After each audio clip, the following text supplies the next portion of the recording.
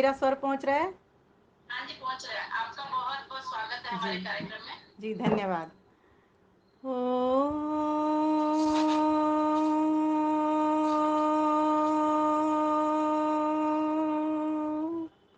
पाहि नो अग्नये कया, पाहि उत द्वितीयया, पाहि गीर्वे तिसृभिः ऊर्जां पते, पाहि च तस्रिभिः वसो, पाहि च तस्रिभिः वसो। ॐ नमस्ते अस्तु आयते, नमो अस्तु परायते, नमस्ते प्राणतिष्ठत आसीनायोत ते नमः, आसीनायोत ते नमः। बहुत ही सुंदर भव्य दिव्य सभ्य कार्यक्रम चल रहा है। अभी हमने बहन भाइयों से बहुत ही मधुर और सुंदर और वेद के अनुकूल जो कि विषय है उसी के अनुकूल हमने भजन सुने, और ईश्वर भक्ति का भी अपने भाई रविंद्र जी से भजन सुना। बहुत आनंद आ रहा था, लग रहा था तो आज तो मेरे लिए प्रवचन पूरा हो गया, मुझे कहने की आवश्यकता ही नहीं है। बहुत सुंदर, क्योंकि सभी ने सभी चीज़ों का वर्णन आज कर दिया है, लेकिन फिर भी हो सकता है कुछ नया मेरे से निकल आए। प्रयास पूरा करूंगी मैं अपना अपने वक्तव्य के द्वारा। तो यहाँ पर तो बहुत बड़े बड़े विद्वान, विदुषी, लेखक, रचनाकार सभी जुड़े हुए हैं। मैं तो निमित्त मात्र हूँ और आप सभी से सुनती हूँ बस।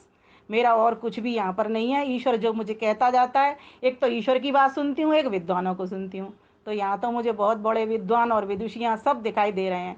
हमारे बड़े मंच के बड़े बड़े कलाकार भी यहाँ पर मुझे दिखाई दे रहे हैं। सभी को मैं अपने हृदय से नमन, वंदन और अभिनंदन करती हूँ। परमात्मा हम सबके ऊपर अपनी कृपा बनाए रखे। ये आर्य समाज रूपी बगिया हमारी खिलखिला उठे, लहला उठे, और हम इतने ही नहीं और भी अधिक अपनी बहनों को, बेटियों को तैयार करें आगे के लिए, क्योंकि एकमात्र आर्य समाज ही ऐसी संस्था है जो वेद का ज्ञान घर घर तक पहुंचा सकती है। इसीलिए आज बहुत आवश्यकता है कि वेद का हम प्रचार प्रसार करें। क्यों करें? अब विषय यही है, हमारा विषय यही है, हम इसीलिए करें। देखिए, सर्वप्रथम तो मैं अपनी कुशल संचालिका का एक बार धन्यवाद और कर दूं, भूल गई मैं।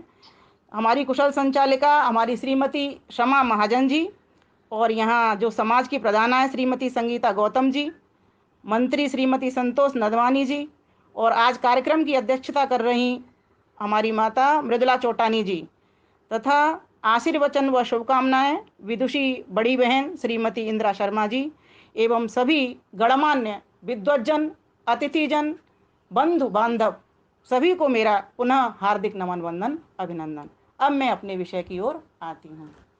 प्यारे भाइयों बहनों, आज जब व्यक्ति कठिनाइयों में, संघर्षों में, परेशानियों में, दुखों में, हिंसा में जूझ रहा है, और चारों ओर एक भयावह स्थिति अपने राष्ट्र की बनी हुई है, जैसा कि हम देख रहे हैं, और हमसे अधिक भयावह स्थिति तो और देशों की बनी हुई है।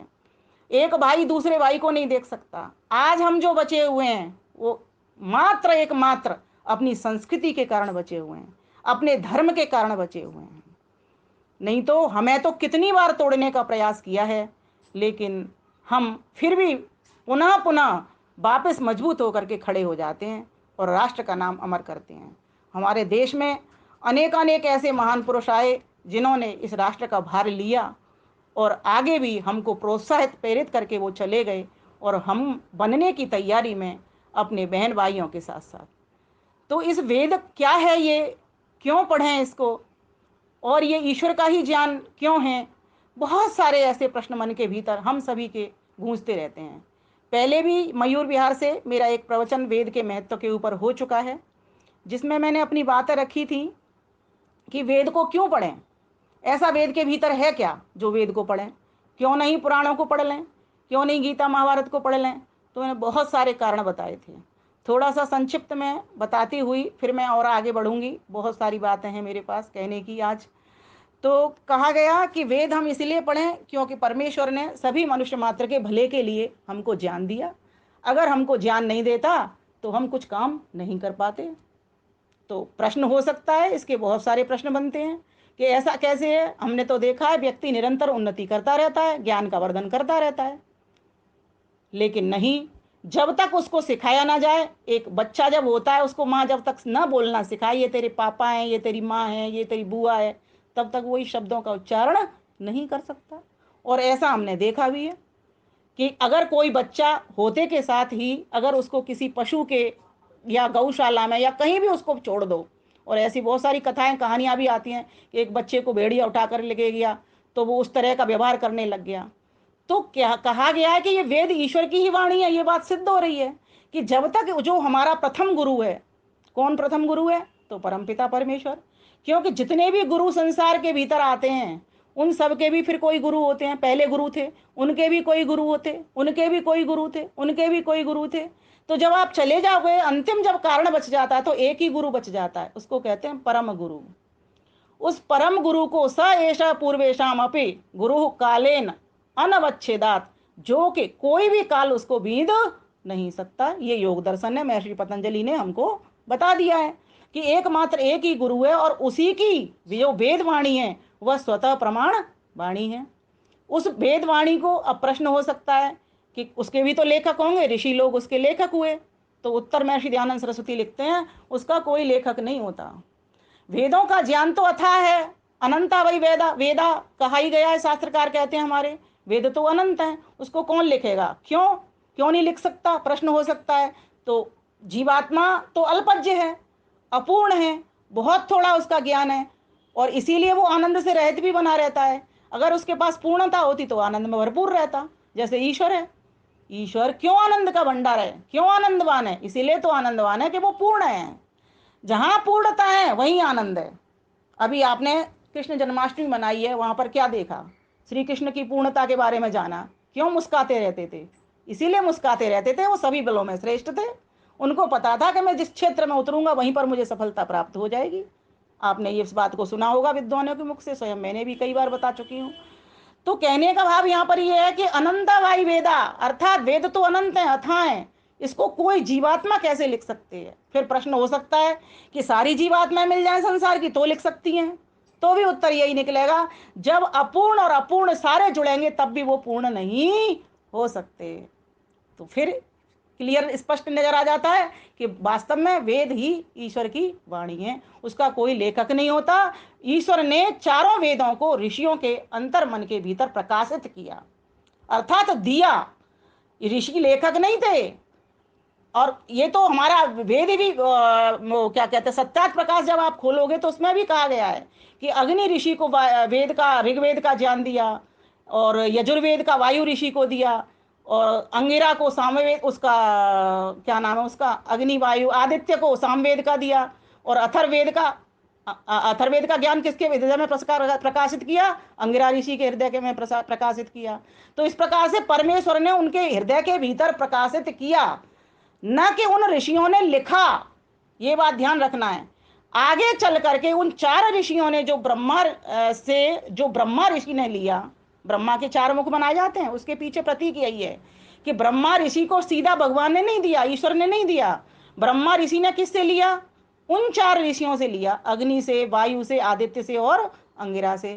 तब फिर जाकर के ब्रह्मा ऋषि ने फिर आगे आगे जो वंशज चलते गए सभी को देते चले गए। और ब्राह्मण ग्रंथ, जिनको कि इतिहास ग्रंथ कहते हैं, क्योंकि ध्यान देना वेद के भीतर कोई भी इतिहास नहीं है, किसी राम का वर्णन नहीं, कृष्ण का वर्णन नहीं, किसी महान पुरुष का वर्णन नहीं।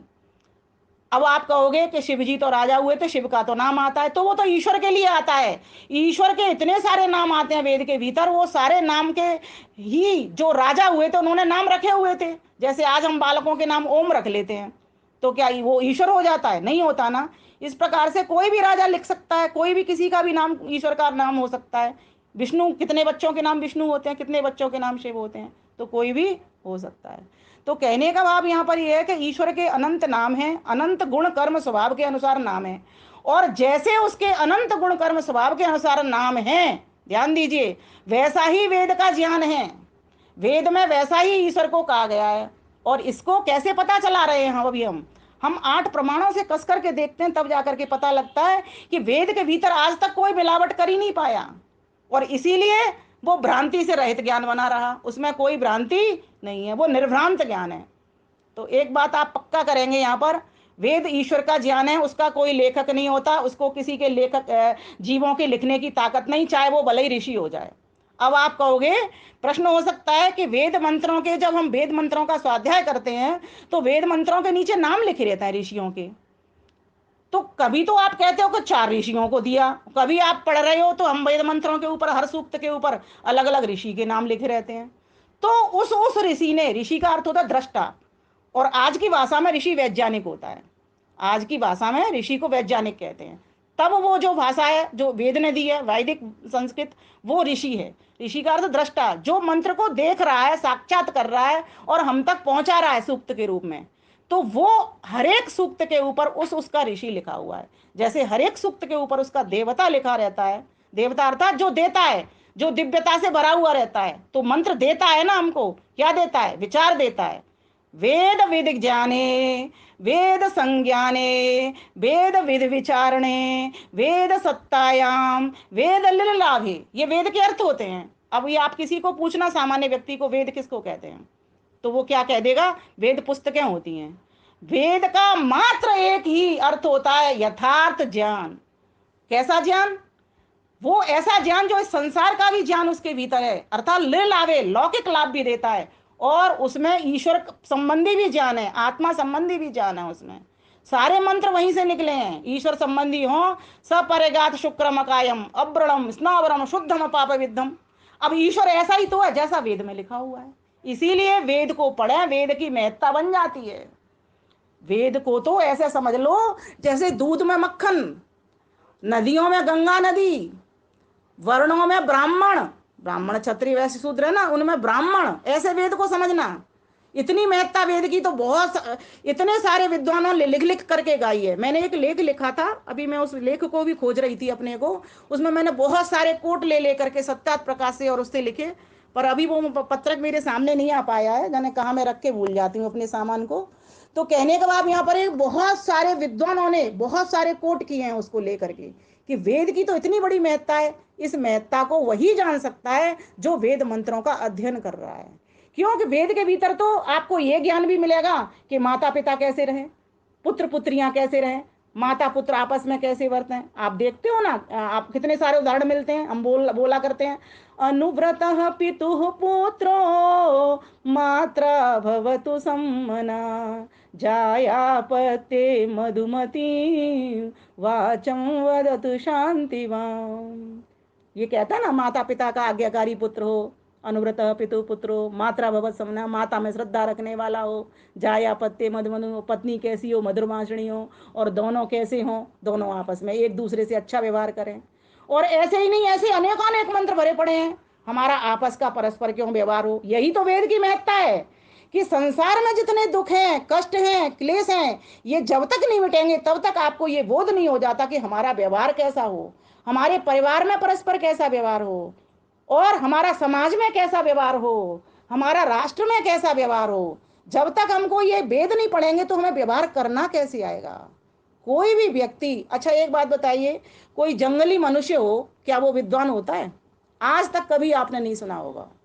वन में रहने वाले तो विद्वान बनते हैं, लेकिन जंगल में रहने वाले कोई विद्वान नहीं बनते। क्यों? क्योंकि वो उनका जीवन कहाँ रहता है? पशु पक्षियों के बीच में ही रहता है। लेकिन हाँ, जो विद्वान है, जो साधना कर रहे हैं, जो वानप्रस्थी हैं, जो सन्यासी हैं, वे अगर वन में रहते हैं, वे अगर जंगल में रहते हैं, तो फिर वे ही विद्वान बनते हैं। तो वे कैसे बनते हैं? वो एक दूसरे से बनते हैं। वेद पढ़ते हैं तब विद्वान बनते हैं, वेदानुकूल ग्रंथ पढ़ते हैं तब विद्वान बनते हैं, सीधे विद्वान नहीं बनते। सीधा ज्ञान तो परम पिता परमेश्वर ने 4 ऋषियों को ही प्रकाशित किया। अब प्रश्न ये हो सकता है कि तो ईश्वर पक्षपाती हो गया, जब उसने इकट्ठी इतनी सारी दुनिया बनाई तो सिर्फ 4 ऋषियों को ही ज्ञान दिया, बाकी के कहाँ जाएंगे? उनको क्यों नहीं दिया? तो इसका उत्तर ये हो सकता है कि जो पवित्र आत्मा होती है उसी को तो ज्ञान की प्राप्ति होती है। अभी भी एक कक्षा के भीतर अगर 50 विद्यार्थी पढ़ते हैं, टीचर तो एक ही विषय पढ़ा रहा है, मैथ पढ़ा रहा है, फिजिक्स पढ़ा रहा है, कोई भी पढ़ा रहा है सब्जेक्ट, लेकिन उसमें से सिर्फ 2-3 ही तो हैं जो उस बात को पूरी को पकड़ पा रहे हैं। भाई, जिनकी कुशाग्र बुद्धि है, जो एकाग्र चित्त हैं, जो इतने ध्यान से उसको सुन रहे हैं कि कान उसके ध्यान हो जाते हैं, ध्यान उसका कान हो जाता है, जिसका मुख जो सुनने का की क्षमता है वो कहाँ तक पहुंच रही होती है, टीचर के मुख से जुड़ जाता है। जिसके जो कहते हैं जिसकी जो वाणी है, जो बोल रहा है टीचर अध्यापक, उससे उसके कान जुड़ जाते हैं। और फिर वो कान किससे जुड़ जाते हैं, वो जो सुनना है वो आत्मा से जुड़ जाता है। इतना एकाग्र चित्त होकर के वो जैसे कि समाधि किसी की लग जाए। ऐसे बहुत सारे संत हुए हैं, उदाहरण मिलता है हमको। स्वामी दयानंद सरस्वती को ही ले लो, हम आगे पीछे क्यों जाएं और किसी के पास, जब हमारे पास तो महर्षि दयानंद सरस्वती है ना। अपने गुरु विजयानंद से कितने कम समय में उन्होंने सभी व्याकरण संबंधी ग्रंथ पढ़ लिए, तभी तो जाकर के उन्होंने वेदों का भाष्य किया। तो कहने का भाव यहाँ पर ये है कि वेदों की तो इतनी भारी महिमा है कि जो व्यक्ति वेद मंत्रों के पास होता है, वेद मंत्रों को सुनता है, पढ़ता है स्वयं, और फिर उस पर चिंतन मनन करता है, विचार करता है। अभी जो श्रावणी मास आया उसमें क्या किया, यही तो प्रेरणा मिली हमको कि जो 4 मास आए हैं ये तुम्हें पढ़ाने के लिए आए हैं। अब इस पढ़े हुए का क्या करना, बाकी के मास में क्या 8 मास तक ऐसे ही फालतू बैठे रहोगे। जो तुमने पढ़ा है उसी का मनन चिंतन करके जीवन को वैसा बनाना है वेद का। तो इसीलिए वेद की महत्ता है कि अगर व्यक्ति वेद के ऊपर आ गया, वेद की ओर लौट गया, अर्थात जो वेद हमसे बीच में छिन्न भिन्न हो गए थे, चाहे वो अंग्रेज ले गए या कोई ले गए, या फिर उन अंग्रेजों ने हमारे वेदों का सत्यानाश कर दिया, अर्थ करके उल्टे सीधे अर्थ कर दिए। कल भी मेरे पति देव की डिबेट हो रही थी, वो 2-3 मुल्ले आ गए थे, वो लेकर के चिल्लाए चले जा रहे थे वेदों के भीतर मांस है। पति देव ने लेकर के और दिखाया, वेद की मेरी पुस्तक उठा ली और दिखाया, बताओ कहाँ लिखा है इसमें वेद का मांस। मुझे कोई एक प्रकरण दे दे, कोई मुझे एक प्रमाण दे दे, बताइए कहाँ लिखा है इसमें वेद में मांस है, किस में लिखा है। बोले वेद ने तो कहा है मां हिंसी, हिंसा मत करो, और तुम कहते हो कि वेद में मांस लिखा हुआ है। तो इस तरीके से जबकि वहां पर क्या लिखा हुआ था, मां, और जो शाह होता है ना षटकोण वाला, उसका अर्थ उड़द की दाल होती है। बताइए अब उन्होंने क्या अर्थ निकाल दिया।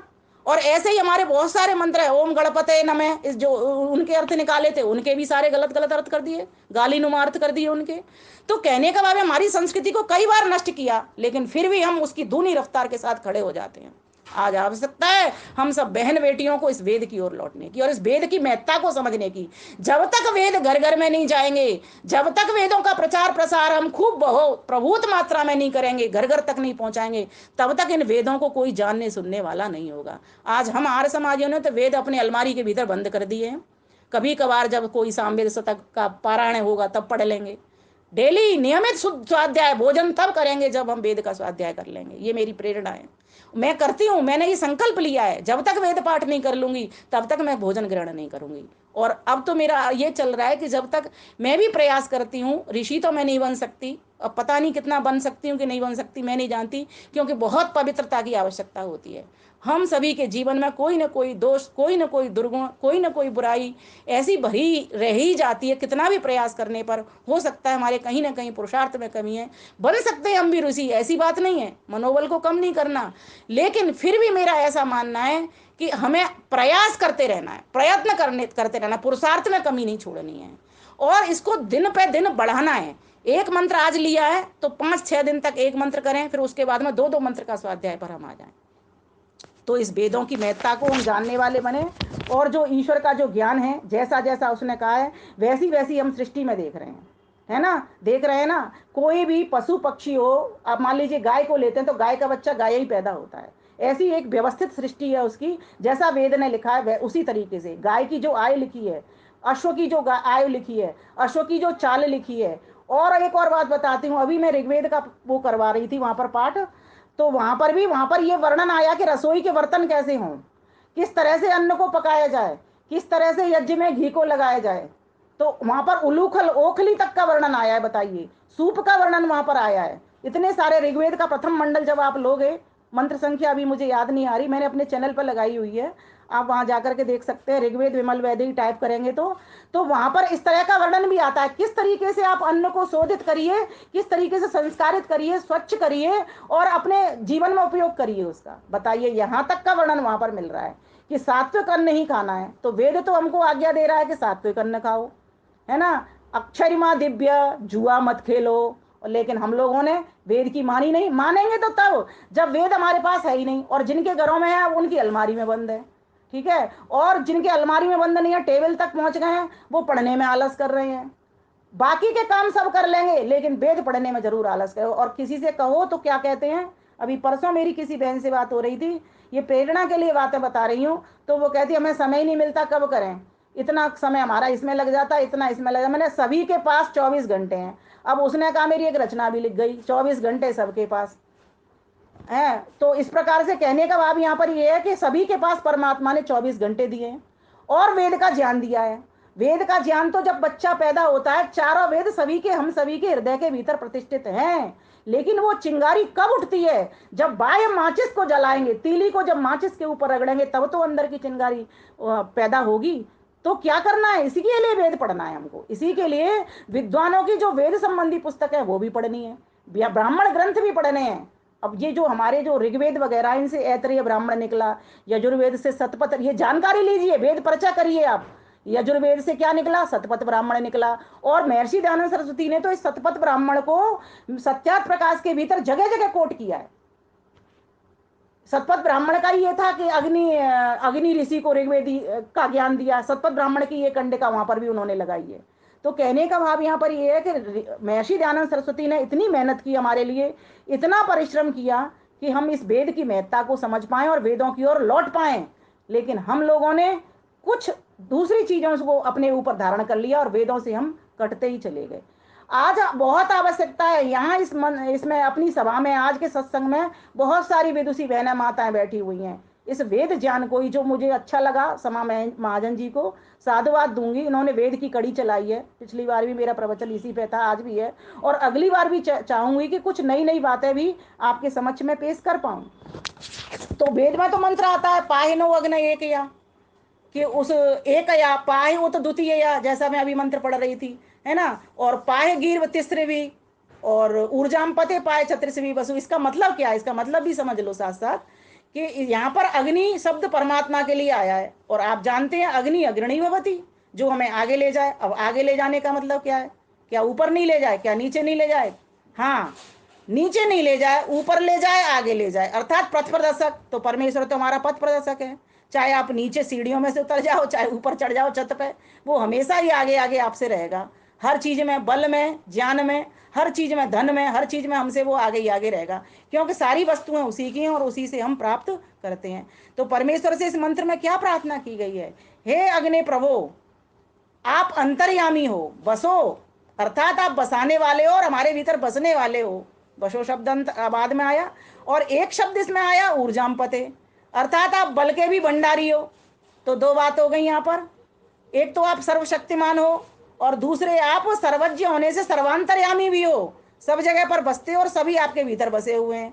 इसीलिए हे प्रभु, क्या करो आप, मेरी रक्षा करो। पाहे नो, नो का विसर्ग लग के न हो जाएगा, तो हमारी पाए रक्षा करो। और आप कैसे कर सकते हो, तो क्या कह दिया, अग्न एकया, अर्थात ऋग्वेद का ज्ञान दे दो। एकया, द्वितीय, तीसरी भी, चतुर्थी, ये चारों वेदों के लिए आए हैं। तो एक या ऋग्वेद का ज्ञान दे दो, द्वितीय या यजुर्वेद का ज्ञान दे दो, तीसरी भी सामवेद का ज्ञान दे दो, क्यों दे दो, और चौथा या चतुर्थी भी अथर्ववेद का ज्ञान दे दो। चारों वेदों का वर्णन आता है मंत्रों के भीतर, और क्यों दे दो, जिससे हमारी रक्षा हो सके, व्यक्ति सुरक्षित हो जाएगा हर तरीके से, ज्ञान से, बल से, धन से, पुत्र से, पौत्र से।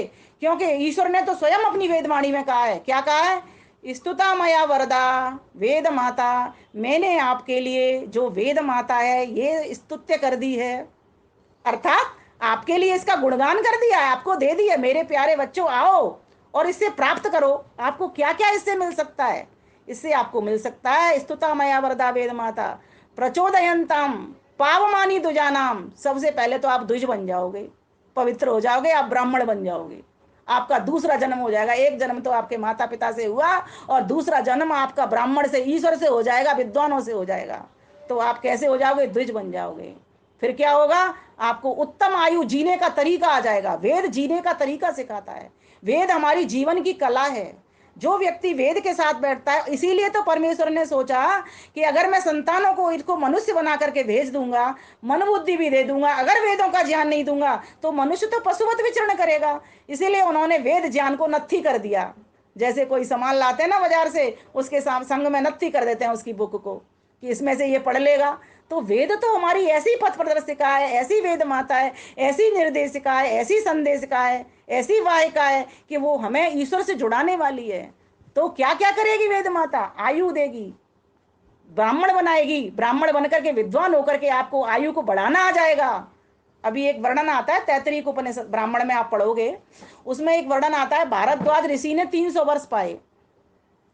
पहले ऋषि 400-400 साल, 500-500 साल ऐसे जिया करते थे, क्योंकि ऐसा माहौल नहीं था जैसा आज हम देख रहे हैं। क्योंकि ऐसी इसमें तो ना तो अन्न शुद्ध रहा, ना आपकी वायु शुद्ध रही, ना जल शुद्ध रहा। लेकिन तब वो जो काल होता था ऋषियों का, वो शुद्ध काल होता था। जब जब सृष्टि परमेश्वर बनाता है बहुत ही अच्छी बनाता है, और तब तब तो कहते हैं बहुत बहुत लंबी लंबी आयु के ऋषि मुनि जिया करते हैं। तो भरद्वाज ऋषि का वर्णन तो वेद के भीतर भी आता है, वो भी मंत्र दृष्टा रहे हुए हैं। हमारे बहुत सारे ऋषि अत्रि, पुलस्ती, वशिष्ठ, दधीची, ये इनका वर्णन वेद के भीतर जब आप मंत्र पढ़ोगे ना, तो उसमें दृष्टा जो ऋषि लिखे होते हैं वहां पर ये नाम कोट हो रहे होते हैं, उनको आप देख लेना। बहुत सारे मंत्र इन्होंने साक्षात किए। तो भरद्वाज ऋषि ने 300 वर्ष जिए, तो इंद्र खुश हो गए उनसे। इंद्र अर्थात परमेश्वर, ईश्वर। ऐश्वर्यवान होने से ईश्वर को हम इंद्र कहते हैं। और जीवात्मा भी ऐश्वर्य पाना चाहती है, इसलिए जीवात्मा भी इंद्र है। लेकिन यहाँ पर इंद्र का अर्थ परमेश्वर है। तो ईश्वर आए और ईश्वर ने उसको कहा कि तुमने तो बहुत अच्छा काम किया, पूरे जीवन भर 300 वर्ष तुमने जिए, इसका मतलब तुमने वेदों का अध्ययन किया है और ब्रह्मचर्य पूर्वक किया है, ब्रह्मचर्य पूर्वक तुमने तपस्या की है। तो उन्होंने कहा कि हाँ मैंने की तो है, लेकिन मुझे तो और वर्ष चाहिए। तो बोले ठीक है, मैं आपको 100 वर्ष देता हूँ, लेकिन आप करोगे क्या ये तो मुझको बता दो। तो बोले मैं 100 वर्ष और पा करके भी वेद का अध्ययन करूंगा ब्रह्मचर्य पूर्वक। 100 वर्ष और पा करके भी मैं ब्रह्मचर्य पूर्वक। तब फिर उस ऋषि ने कहा कि अभी तो तुमने 3 मुट्ठी प्राप्त की हैं, अभी तो तुम्हारे पास मात्र 3 मुट्ठी हैं। अनंत है वही वेदा, वेद तो अनंत है, इसकी तो महिमा इतनी अथाह है। अभी तो तुमने 3 मुट्ठी, और 400 वर्ष भी जी लोगे तब भी 4 मुट्ठियां ही होंगी तुम्हारे पास, तब भी बहुत सारा ज्ञान और भरा पड़ेगा। संसार में कोई भी जीवात्मा कितना भी बड़ा विद्वान हो जाए, लेकिन वो ज्ञानी इतना पूर्ण ज्ञानी नहीं हो सकता। थोड़ा थोड़ा ज्ञान सभी लेते हैं और सभी को लेना चाहिए, और हम सभी परस्पर गुरु होते हैं। जरूरी नहीं है कि 4 वेद मंत्र बोल करके मैं कोई ज्ञानी हो गई। तो अभी की बात इतनी सी थी कि ईश्वर ने हमको इतना सारा ज्ञान दिया हुआ है। अगर वो ज्ञान नहीं देता, हम गुरु नहीं बन सकते, हम ज्ञानी नहीं बन सकते, हम विद्वान नहीं बन सकते। आज महती आवश्यकता है, और ज्ञानी विद्वान नहीं बन सकते तो हम शांति भी प्राप्त नहीं कर सकते। आज हर व्यक्ति शांति की खोज में लगा है, हर व्यक्ति आनंद को खोजने में लगा हुआ। क्यों लगा है? क्योंकि वो अपूर्ण होने से आनंद रहित है।